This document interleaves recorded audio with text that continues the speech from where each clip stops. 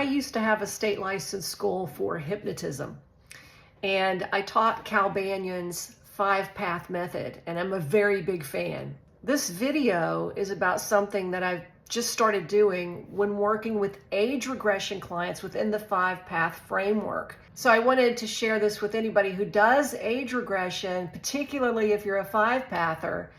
Actually, I don't even know if you'll understand it if you don't do 5-path.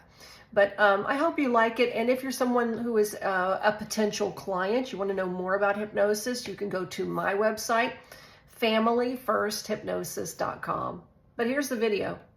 One of the most difficult client types to work with is the client that is afraid to be wrong, or they don't trust their own mind giving them stuff. And so they don't want to say what it is because it might be wrong. And so about a few weeks ago, I had a client, and I got to tell you this because I think this is the coolest thing ever. But it's still in its experimental phases. I'm just kind of starting to play around with this, but I feel like it was divinely guided, and I got to tell you about it. I think it will make your age regression easier, but also I'd like you to experiment with it and let me know.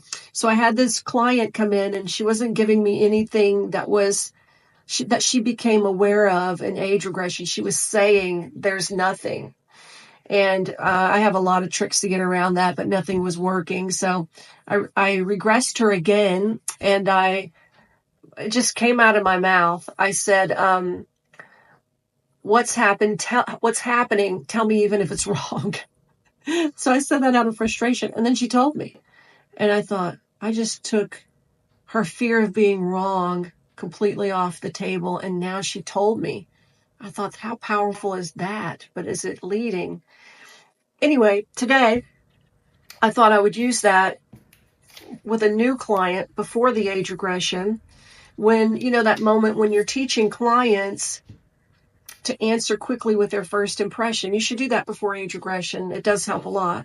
But this time I said, okay, what I want you to do is answer quickly with your first impression. But actually, I really don't want your impression. I just want you to answer without hesitation, even if it's wrong. So I said first impression, indoors, outdoors, just pick one, even if it's wrong. She did. Daytime, nighttime, alone or with someone, etc. And many times when clients are even practicing that, they get very nervous about it. You can see those ones that get nervous, or they'll say indoors, no, outdoors. Or I don't know why I chose outdoors because I don't like the outdoors. All of that stuff is fear of getting things wrong most of the time. So this is the new thing. This is my new thing. When I'm practicing that, I'm saying, even if it's wrong, I'm going to start doing that. Okay. Because it was smooth as butter, the age regression after that. If it's before age regression, it's not leading because you're not in age regression. So you can certainly practice that way. If you're in age regression and they're in a scene and you say, even if it's wrong, what's happening, that's questionable. Okay.